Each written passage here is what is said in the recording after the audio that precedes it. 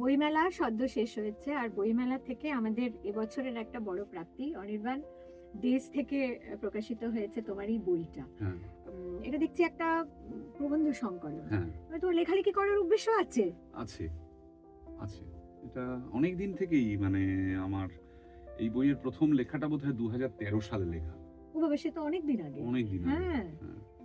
তো কিছু লেখা নিজের উৎসাহে নিজে লিখবো বলেই, নিজের লিখতে ইচ্ছে হয়েছে বলে লিখেছি। আবার কিছু লেখা হচ্ছে কিছু বন্ধু কোনো একটা নাট্য পত্রিকা করবেন বলেছেন একটা লেখা দিতে, বা কখনো কখনো খবরের কাগজের যে সাপ্লিমেন্টারি গুলো সেখানে কিছু কিছু লোকজন বলেছিলেন।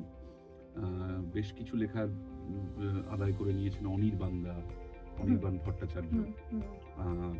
প্রিয়ক কিছু লেখার জন্য বলেছিলেন, চন্দ্রিলদা কিছু লেখার জন্য বলেছিলেন। তো এরা কিছু কিছু লেখা লিখিয়ে নিয়েছেন, আর কিছু লেখা নিজ উদ্যোগেই লেখা। সেগুলোর বই আকারে, হ্যাঁ বই আকারে বার করাটা এটা আমার প্রথম বই। হ্যাঁ, কিরম লাগলো? মানে দেখলাম তো তুমি প্রচন্ড মকড হয়েছো, প্রচুর ঠিক নয়, মানে আমি ওই অটোগ্রাফ দিয়েছো। দেদের সামনে একটা টেবিল পাতা ছিল, সেখানে গিয়ে আমি বেশ কিরম লাগলো? মানে না, লেখক হওয়ার ব্যাপারটা একটু আলাদা না, মানে একটা বেশ নিজের হাতে একটা বই বেরোচ্ছে, অটোগ্রাফ দিচ্ছি, বেশ একটা অন্যরকম অনুভূতি। অনেকে পোস্টে লিখেছে যে বইটা তো নিয়ে ফেলেছি, কিন্তু বইটা কি নিয়ে জানি না বলছে। তাহলে একটু বলো তোমার বইটা। আমার মনে হয় যে বইটা যদি খোলা না যায়, মানে মলাটটা যদি আটকে না গিয়ে থাকে, তাহলে মলাটটা খুলে দেখা যাবে, দেখলেই পড়া যাবে, পড়লেই বোঝা যাবে মোটামুটি একটা একটা আন্দাজ পাওয়া যাবে। ছোট করে বলা যেতে পারে যে এই বইটার 90% লেখা হচ্ছে থিয়েটার নিয়ে। আমার করা দুটো বক্তৃতাও এই বইটাতে অনুলিখন করে দেওয়া আছে ছাপা অক্ষরে।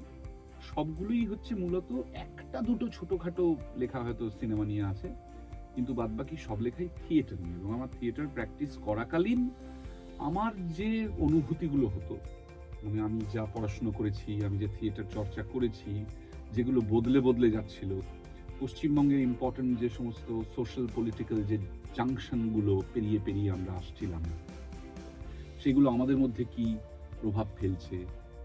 বইটার একদম প্রথম লেখাতেই প্যান্ডেমিকের মধ্যে বসে লেখা, জীবনানন্দ দাশ আমার ঈশ্বরকে কিডন্যাপ করেছেন বলে।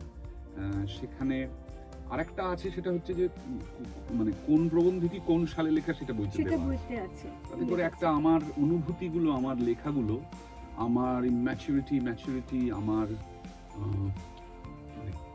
কখন সেটা স্টেটমেন্ট, কখন সেটা প্রলাপ হয়ে যাচ্ছে, এইটারও একটা ধারণা এই বইটা থেকে করা যেতে পারে। সেই ধারণাগুলো যে খুব করতেই হবে বা করা খুব প্রয়োজনীয়, আমি এমন মনে করি না।